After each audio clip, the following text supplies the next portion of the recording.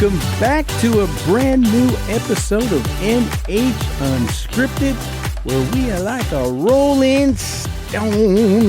Yes, I am your Bob Dylan-like host, Ray Dudley. We are coming to you from the Gong Show-like digs of the WKXL studios in Concord.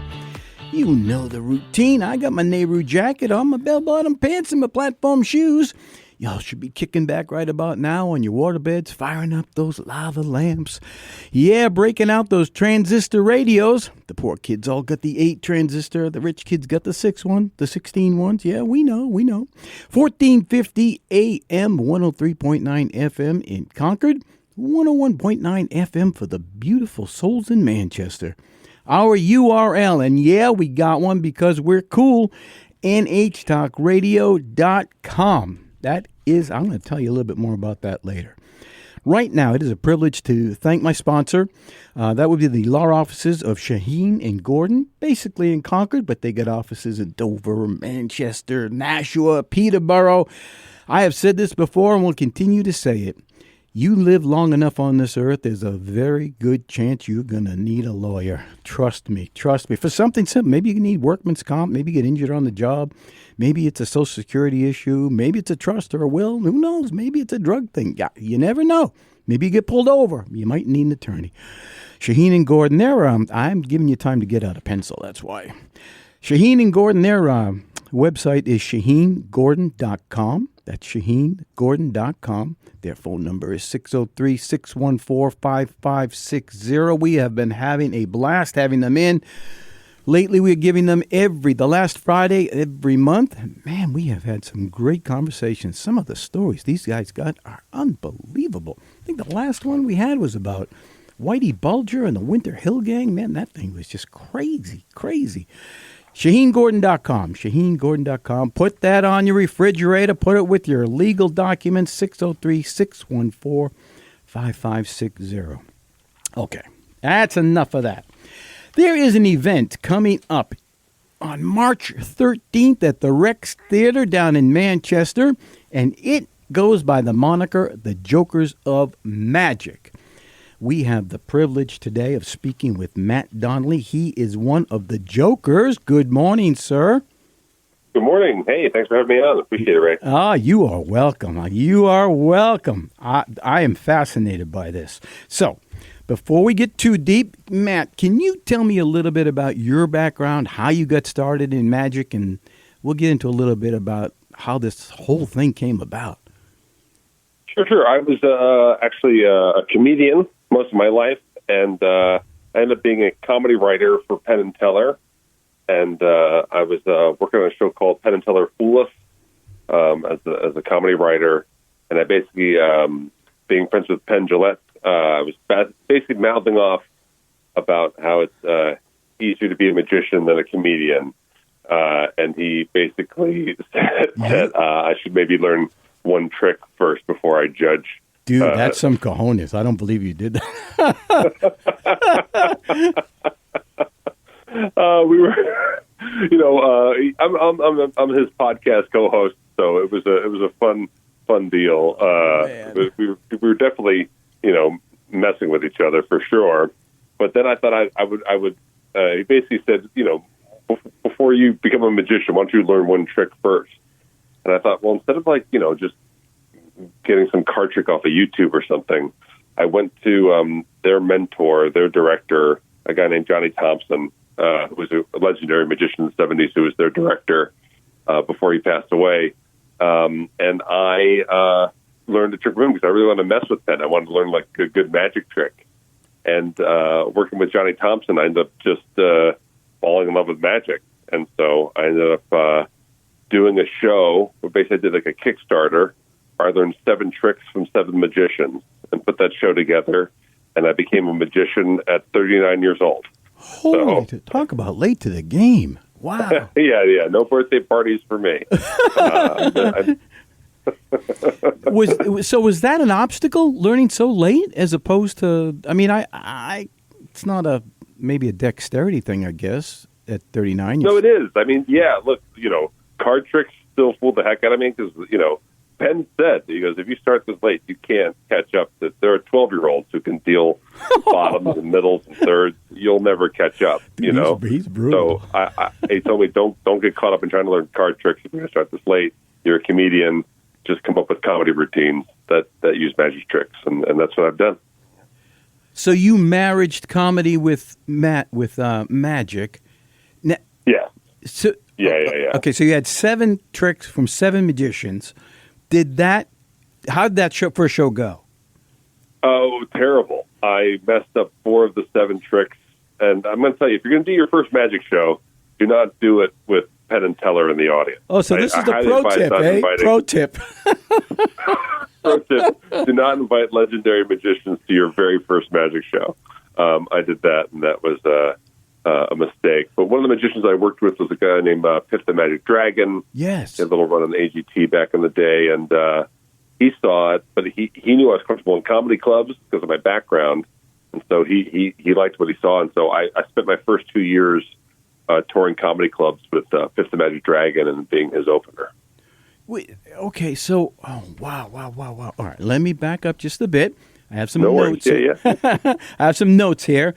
You were recently named Las Vegas's best up-and-coming comedy magician. You have an act called the Mind Noodler. Is that correct? Yeah.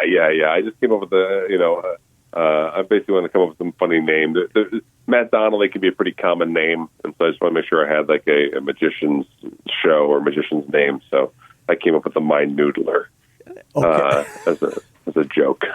So okay, all right. So does that? Are a lot of your tricks done mental? Are they mental things or was that just? It started off that way, and then I just kind of kept expanding and stuff like that. So no, I'd say most of my stuff is like half mentals and half magic. I'd say at this point. But if you come to the Jokers of Magic show, Eric Diddleman is a big time comedy mentalist. He also had a fun run on America's Got Talent. And then Nick DeFat's a fantastic magician. He's currently the only magician over at Mad Apple, the Cirque du Soleil show here in Las Vegas. So, is that where you are now? The three of us, we have a nice balance. You're in Vegas right now? I'm in Vegas right now, yeah. Oh, man. It's warmer here than where you are. No so I'm hiding until I have to come to your city. I'm hiding here in the heat. Yeah, I don't. You should bring a heat lamp and a red light therapy, all that. It is brutal here right now, let me tell you. It is cold. So you played at places like the Magic Castle, the Chicago Magic Lounge, and Nashville's House of Cards. Is that difficult? So comedy clubs are tough anyway. They're tough crowds. Yeah. Is it the same for playing, is it called a magic club? I mean, what? Yeah, like a magic venue, magic theater. Yeah. Is that just as tough? And now that you're doing double duty with magic and comedy. Right. No. The answer is no. It's not tough. Usually people kind of dress up for a night out on the town for a magic show, and usually they're in a better place versus getting heckled at a comedy club. I think magic shows are a little more. Usually the crowds are a little more tame, and if they aren't, I've done many years as a comedian and then 2 years as a comedy magician in comedy clubs. So I'm pretty ready for whatever people want to throw at me. I've been doing like improv and things like that since I was like 15 years old. And I was even in some people know like Wayne Brady from Whose Line Is It Anyway? Yeah. I was in his show at the Venetian when I first moved out to Las Vegas in 2008. So I did that show for a year. So yeah, I like curveballs. I think that's why I love doing this show. I think why I was so happy to put together the Jokers of Magic. I think it's because I really wanted to be. I'm a comedy forward. I'm a comedy show that happens to have magic tricks in it, and I really wanted to put a show out there that was comedy first. And I think you're going to see some impossible stuff in the Jokers of Magic. Don't get me wrong. Yeah. But I think you're going to be talking about the jokes, your favorite things that make you laugh hardest in the car. You're not going to be talking about how things are done. I think that's the way the show's going to be. Interesting. So how many have you already done as a team? The 4 of you, have you already performed Jokes of Magic? The 4 of us, no. We have all performed with each other separately. We're literally getting together tomorrow after the week to put our show together. It feels like on its feet. We have like a little bit of an outline, a script that we're working with. Yeah. And we should come together nicely. I want to talk to you, probably maybe in the next segment, about the different niches that I'm guessing you each represent a little bit of a different niche. Hang on a second, and we'll get to that. You are listening to NH Unscripted. Build me up, Buttercup. Yeah, we love it here. I'm your Foundations-like host, Ray Dudley, and we are coming to you from the YMCA-like digs of the WKXL studios in Concord, 1450 AM, 103.9 FM, and for the beautiful souls in Manchester, 101.9 FM. NHTalkRadio.com is our URL. Matt Donnelly from Jokers of Magic, among other things, is on the line with us. And oh yeah, we got questions. We will be right back.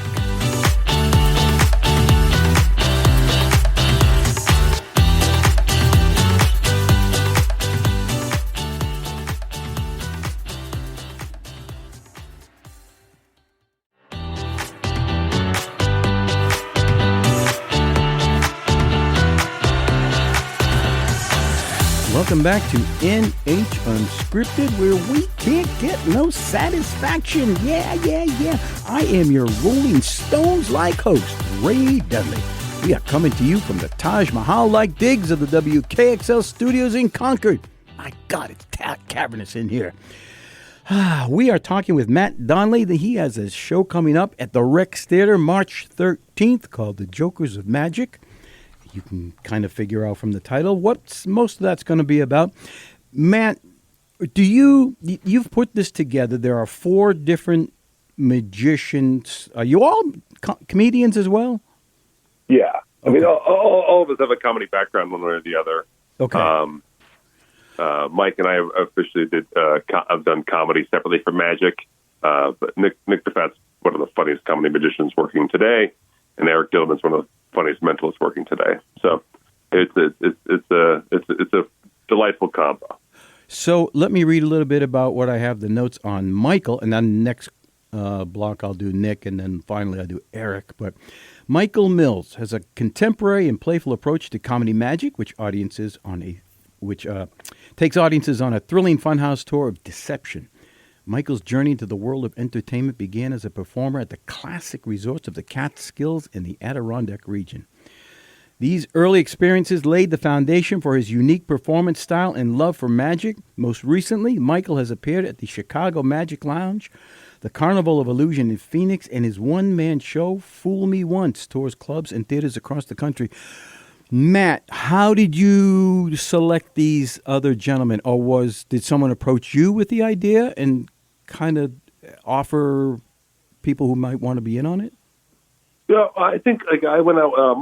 Michael Mills is also a producer, and so he produced a tour called The Foolers, where I went out with 3 other magicians. We did like a larger kind of theatrical show, and I basically, when the tour wrapped up, I just said, "Listen, I think there's something to basically, there's all kinds of magic."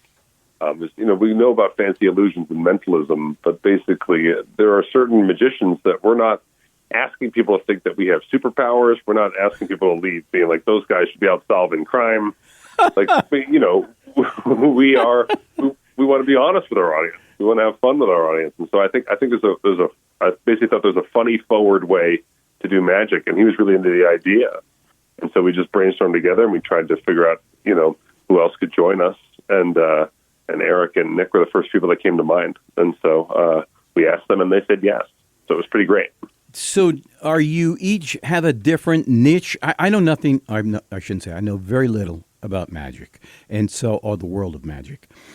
Do you each support a certain niche that will be presented? Well, we each have our own vibe. Okay. I think Mike's more of a wisecracking guy, super fast, quick-witted.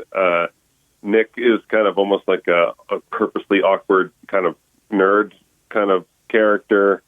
Eric's one of the most likable guys in the world, and then I'm like a tubby lumberjack stuffed into a tuxedo. So it all works out. It's a great mental picture. Thank you.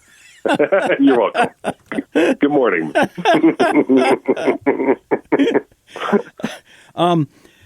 Do you, because you folks have played in so many venues, are you a large auditorium kind of person, or do you prefer the smaller scale houses?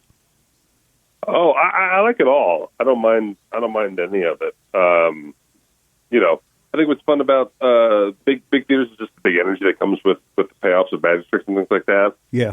In more intimate comedy club areas, you can get more, reactions on like facial expressions and little things like that. But no, I think we've come up with a show that really kind of fits well, kind of large and small. So yeah, I like it. Okay. It's no major preference there. I mean, playing Vegas, that has to be a world of its own, I would imagine. The crowds that come. Yeah, well, Vegas is kind of a cruise ship stuck on land, right? Yeah. So people come out to Vegas, they're going to see stuff. They're also going to do a lot of things. When you do a show in Vegas, you're one of 8 things that people are going to do while they're in town. When we travel out to Manchester, New Hampshire, we're the event of the night. So it's actually a little more fun to hit the road. Yeah. So are you the latest? You mentioned that you were a late comer to magic. Are the other 3, like Michael, Nick, and Eric, have they all been longtime magicians? They are, yeah. Unfortunately, they're just lifelong weirdos. I'm the only one that's had real jobs. So that's the way that goes. And have they all been on comedy tours as well? No, they've all played comedy environments, comedy clubs and things like that. But the official comedy tour, there aren't any comedy or magic tours as far as I know. So this is the first for us. The show on March 13th, Jokers of Magic. Yeah. How long do you anticipate that to be? Are you able to fill up an hour and a half, 2 hours? Is it? Yeah, it'll be just under 2 hours. Yeah. When you go and you're culling out, for the most part, probably a better word than that, things that you want to present, do you have a stronger leaning towards some, I don't want to call them tricks, some acts, some performances than others? Are the things easier for you to do that you're going to present rather than something more difficult? Oh, no, we're trying to put our funniest foot forward.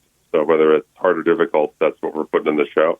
The things I'm bringing out with me, some are easy, some are difficult, but, they're all tried and true. I think that's the other thing. So, we're used to performing everything that we're doing. We're also going to be messing with each other. You're going to see a little what we're calling magic therapy, where one of us basically is randomly selected to confess to a trick that went wrong or a trick that got them fired, and then we're going to have to perform that trick while the other cast members mess with us while we perform it. So that's one thing I'm really looking forward to performing in Manchester. Now that sounds like it would be cool. That sounds like it would really be a great idea, man.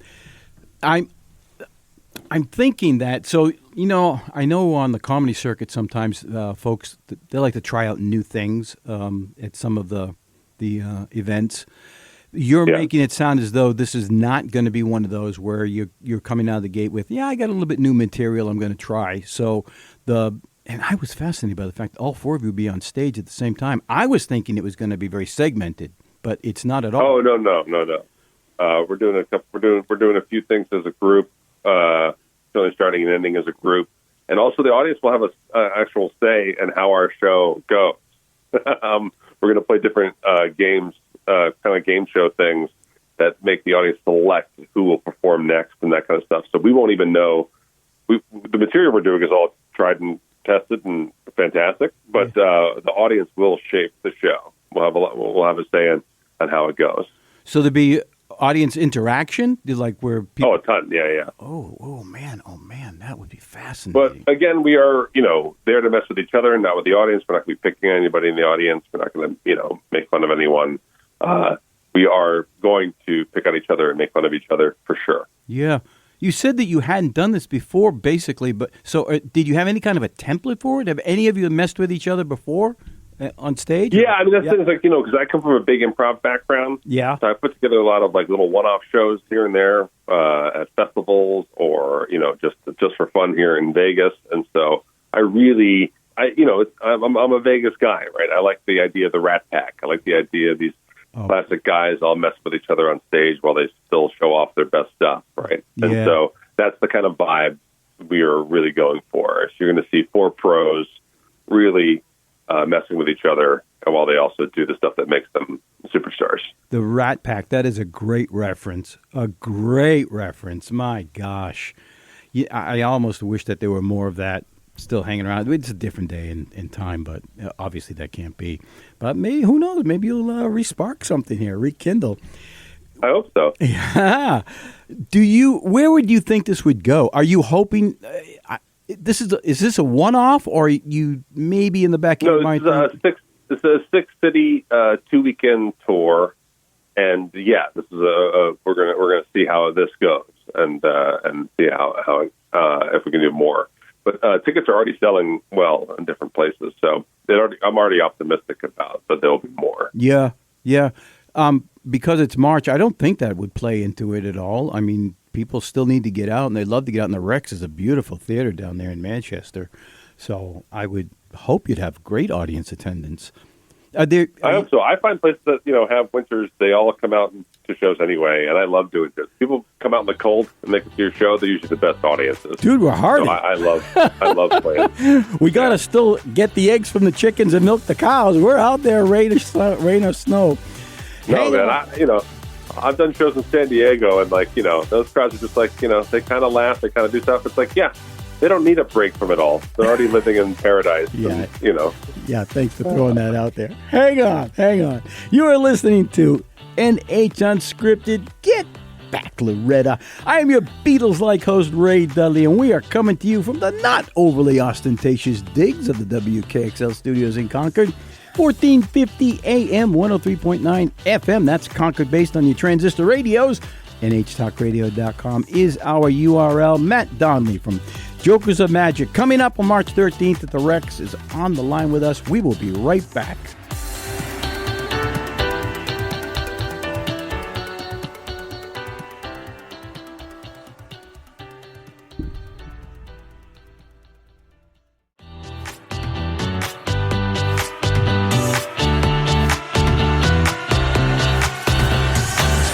Welcome back to NH Unscripted, where we are hot fun in the summertime. Yeah, we wish it were summertime. I am your Sly and the Family Stone-like host, Ray Dudley. We are coming to you from the Green Acres-like digs of the WKXL studios in Concord. You remember Mr. Haney? You wanted rungs with that ladder? Yeah, that shows my age.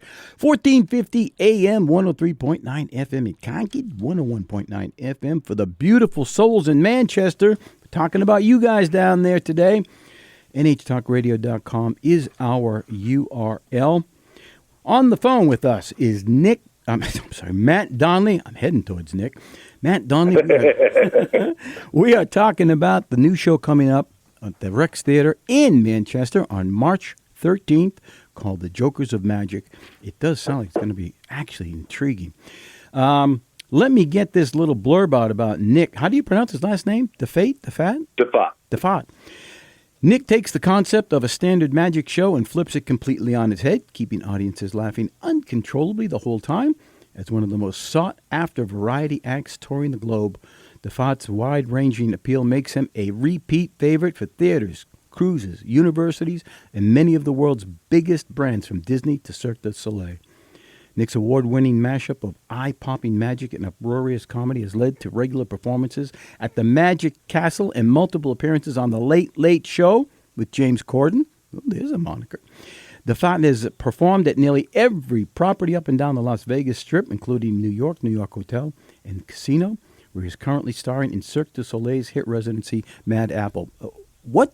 Any idea what that act is like, Matt? I've seen it. He's brilliant, and it's Cirque du Soleil, so it's a big arena with like 2,000 people, and he's doing comedy magic, with people from the audience. And I went there to be like, how does this work? Yeah, that's my question.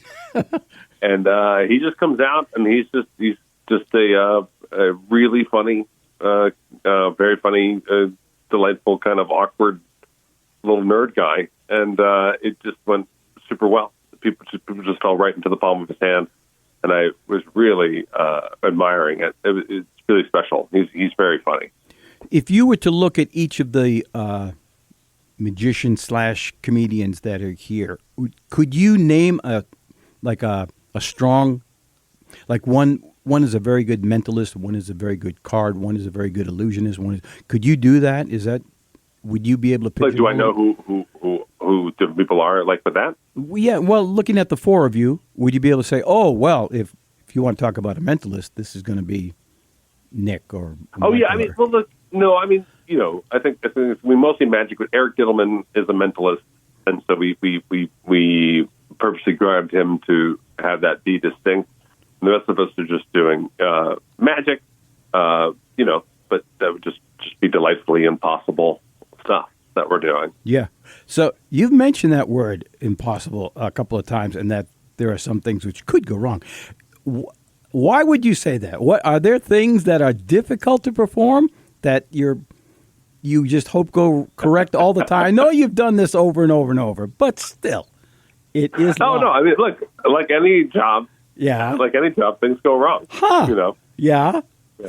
So, like, one of the first tricks You're gonna park I learned, it there on me? I was very lucky. Teller taught me to do a rope routine where I would cut a rope, in half with a knife, and then restore it, and boom, it becomes one long piece of rope. Yes, I've seen that. The very first time I went to perform that in front of an audience, I didn't do the cutting of the rope correctly, and then I also cut open the tip of my thumb and started literally like squirting blood all over the place. That's what I'm talking about.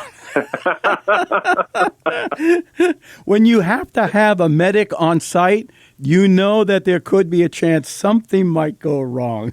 And we didn't. So we had there I was putting duct tape on my thumb in the middle of the show. Of course, because it's so sanitary.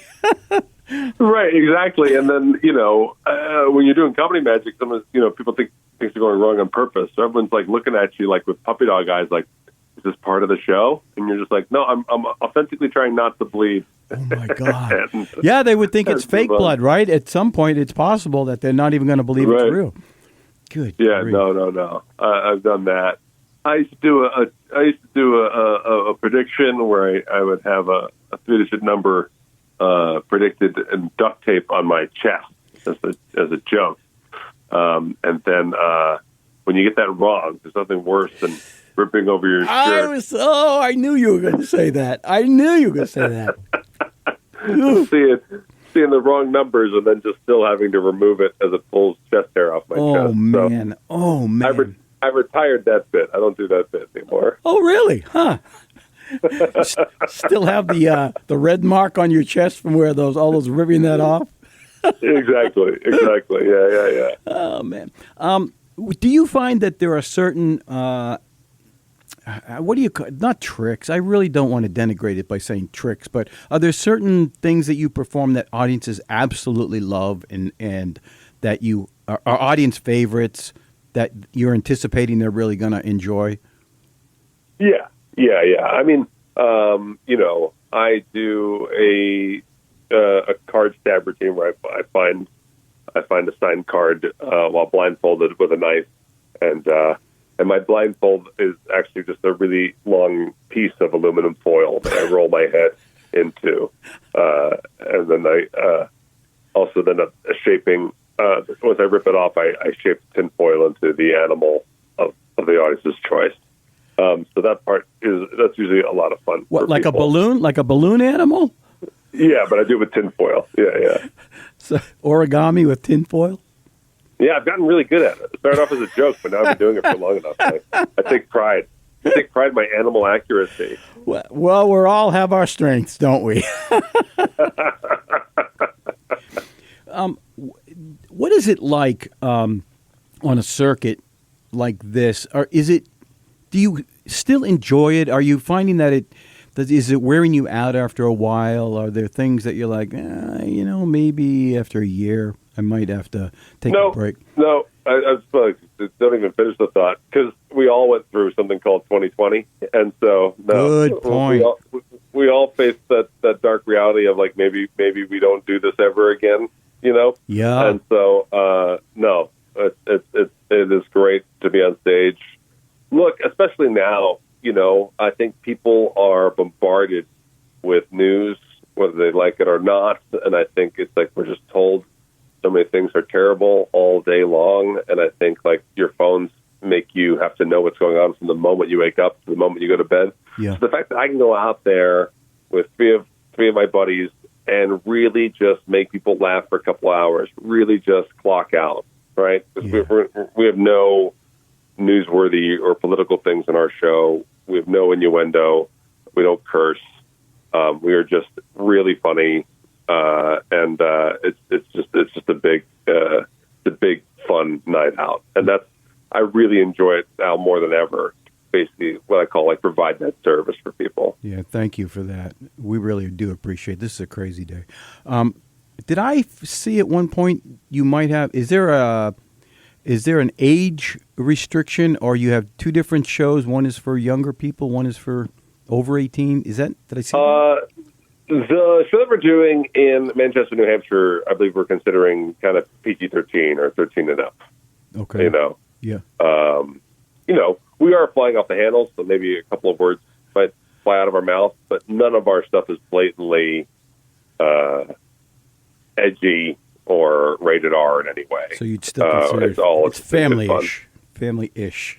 Family-ish. I mean, we might have, again, we're really going all over the place to do a lot of directing with the audience, so we may fly off the handle, that kind of stuff. And so I don't want to overly promise it as a super clean, but overall, nothing that we do is meant to, we're, like I said, we're going to be making fun of each other, and so there'll be some insults, but all directed at each other, from each other. Yeah, it's really a brilliant concept. It's really a very brilliant concept. Well, and I do like the fact that you brought up the Rat Pack. It gives me that kind of a vibe. Which is that's what we want. That's the kind of escape we're trying to provide. That vibe for sure. Can you, since you brought up Penn and Teller, I'm sure there are people who are like, "What? You worked with Penn and Teller?" And a couple of you have, I believe. What is that like? Oh, I love working with those guys. I mean, they're the greats. They're celebrating their 50th anniversary this year. What? Really? Yeah. 50 years? Man. Yes. Yeah. They started the same year as Saturday Night Live. Oh, man. No kidding. All right, Matt, put a pin in it right there. We're going to come back. You are listening to NH Unscripted. Come on, people now. Smile on you, brother. I am your young bloods like host, Ray Dudley, and we are coming to you from the Hollywood Squares like digs of the WKXL studios in Concord. I love to sit in the center square, the old Paul Lynn Square. 1450 AM, 103.9 FM on your transistor radios. And for you beautiful, beautiful souls in Manchester, 101.9 FM. NHTalkRadio.com is our URL. Matt Donnelly from the upcoming act Jokers of Magic at the Rex Theater, March 13th, is on the phone with us. We got one more block to go. We'll be right back.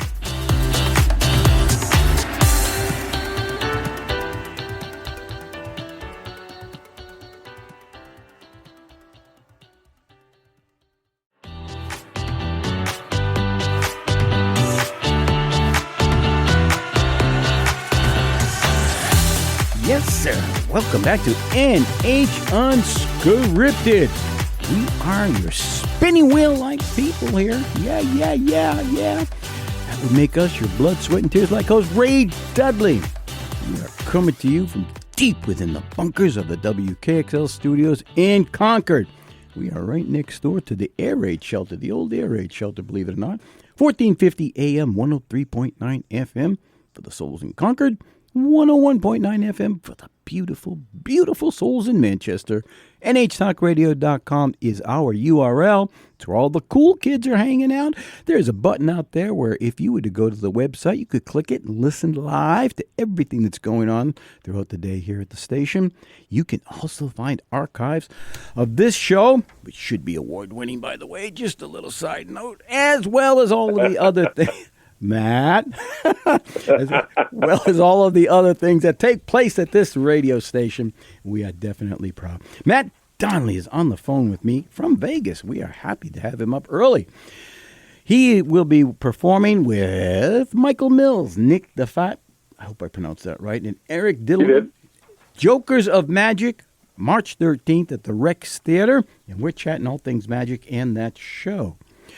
Let me give the blurb about Eric here. Eric is best known as the first mind reader on America's Got Talent. That's impressive as just standing by itself. That's crazy. Where he was. Oh, yeah. Yeah. He did great on that show. Did you see him on it? Yeah, I watched him before I knew him. I watched him. He was I said this when the Howard Stern years. So Howard Stern loved him, and he had he went like 3 rounds. It was really great. Yeah, top 10 finalist, judge's favorite. Man, that's impressive. Yeah.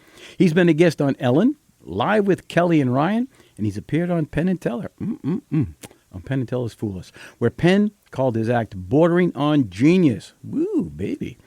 He also has been featured in Entertainment Weekly, Rolling Stone, and even the National Enquirer. He has performed on Broadway with The Illusionists and currently performs in the hit off-Broadway show Speakeasy Magic. Can you tell me a bit? I think I might have seen his thing on his act a little bit on YouTube. Have you seen his whole act? Oh, yeah. I've seen his act. Yeah, I've done shows with Eric. He does great stuff. Really good, clever guy. Obviously knows impossible stuff. However, it's not. He's so funny. He's so likable. He's almost low status, and I think that's one of the reasons why we really wanted him for the show. Is that like sometimes mentalists are great, but they come off can be a little like high status, little know-it-all-y kind of deal. Yeah, and Eric really makes his predictions fun and really makes his payoffs funny. And it's a hard skill to do with mentalism, and so we really wanted him on the show. Interesting. Are people going to be cut in half in the show? Is it that kind of a show? There'll be no what? person cut in half. What? There will actually be maybe an appendage, an arm or a leg cut in half. So I assume there'll be sharp instruments. You did say something about a knife at one point in some. Yeah, there'll be sharp instruments. There'll be shackles. There'll be escapes. There'll be a lot of things. Escapes. Yeah. Dang. I asked you earlier a little bit about Penn and Teller. Now, you were a writer, you said, for them. Is that true? Yes. Yeah. There's a comedian. My wife booked a show. We moved from New York to Las Vegas. And so through a friend of a friend, I ended up asking an intern for them when they were working on a television show on the Discovery Channel. And about 6 weeks in, Penn said, Matt's funny, we should let him write. And I started submitting scripts. Penn and Teller liked it, and so then they hired me as a writer. And then I've been writing for them for TV and for their stage shows ever since. Okay, so let's talk a little insider stuff here. What was that? Yeah. What was that like? How when you say you were writing for Penn and Teller, we just assume they're just magicians, right, or whatever you want to call them. Yeah. But what would require writing? Oh, well, one is that you have to write for Teller, and even though he doesn't talk, you have to give him stuff to do, right? And so you have to come up with gags for him, and so that was like kind of fun, And I'd write, I knew nothing about magic, so I'd write like Teller floats a fully cooked chicken, and they'd say, how do you want us to float a chicken? I said, you're the magician, so you figure it out. Oh, I just wrote it in the script because that's what'd be funny on the screen. You must have drove them crazy. Oh man, they came up with a way to float chicken. But they're pros. The joke I always say about writing for them is that they've forgotten more about show business than I'll learn in my lifetime. So most of the time in the writer's room, it's just me jarring their memory. Have you guys ever done this thing? You guys ever done that thing? And also they go, oh, we actually, for the Super Bowl, we did this. Or when we were on Letterman, we did that. God. And so they basically just remember stuff that they've done in the past that worked, and then they do a modern version of it. Especially for Fool Us, but they come up with 20 tricks to close out episodes every year. What? 20? Every show is ended with a Penn and Teller trick, and every trick has to be a new trick. And they've done 10 seasons, and each season, last 2 seasons have been 20 episodes each. So they have to close out each show with a new 20 brand new tricks every year. Yeah, it's insane.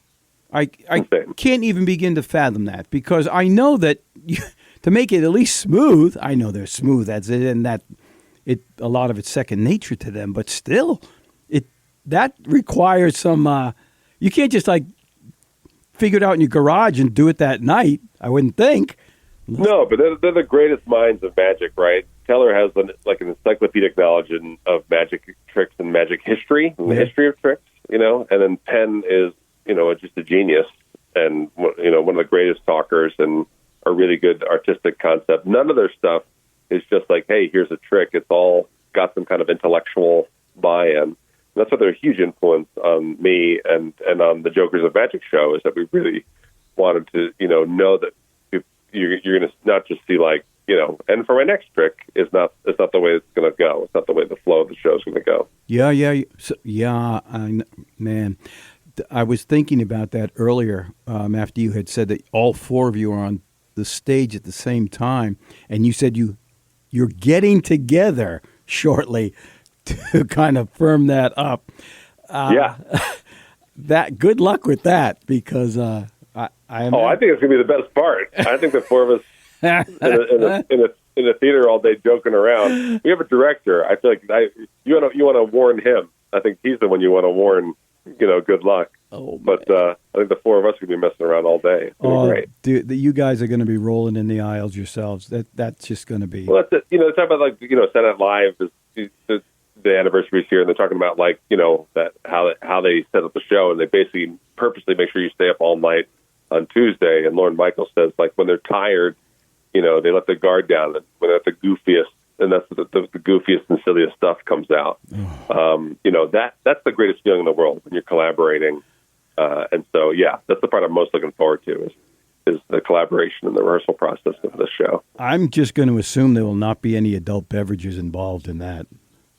I'm going to leave that out. Well, you can assume that. I don't know if you're right, but yeah, I think.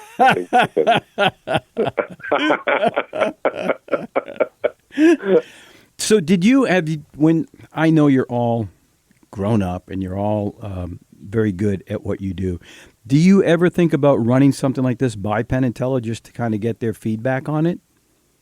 I personally just had a rehearsal session with Teller 2 days ago. I run a lot of my stuff by Penn and Teller. Oh, you do? That's the absolutely ridiculous thing that I can say as being their writer. I know. I remember I was doing a cruise ship show, and they asked me about my history, and I said I rode Penn and Teller's coattails right up to the dock, and then got on the cruise ship. So it's an embarrassment of riches to have two of the greatest minds help you out on magic, but they do. There's definitely stuff that Penn has helped me write in the show. There's definitely stuff that Teller's helped me pull off magic-wise in the show. They're that supportive? I know nothing they're about amazing. them personally. I know nothing about them personally, but I always joke. People want to find out are they secretly jerks? They yell, do they scream at each other? That kind of stuff. And I'm so sorry to disappoint people because they are really just amazing to work with. They just want to perform until they die, and everything they do with their fame, all they think about is whether that sells tickets to their show. They just want butts and seats. They want people at their shows, and so. There's really no pretentiousness, no ego when it comes to working with them behind the scenes. They just want to make the show great. And I think if they're a team, that helps also keep the egos in check, right? They have to kind of always collaborate, always check in with one another. Yeah, no kidding. So, are we done? Is it? Oh, that's it. Oh, my God. Matt. March 13th. Thank you, sir. Do it. Put it out there. Let's go. Jokers of Magic in Manchester at the Rec, March 13th. Come on out. Laugh your tails off. You're going to have a great time. Matt, thank you so much. You have been listening to NH Unscripted, where we are just kind of letting the sunshine in. I'm your Fifth Dimension-like host, Ray Dudley. We are coming to you from the spa-like conditions of the WKXL studios in Concord, 1450 AM, 103.9 FM, Concord, 101.9 FM for the beautiful, beautiful souls in Manchester. And NHTalkRadio.com is our URL. Jokers of Magic, March 13th, the Rex Theater in Manchester. Go. You'll have a ball. Thank you, Matt. Absolutely. Thanks for having me.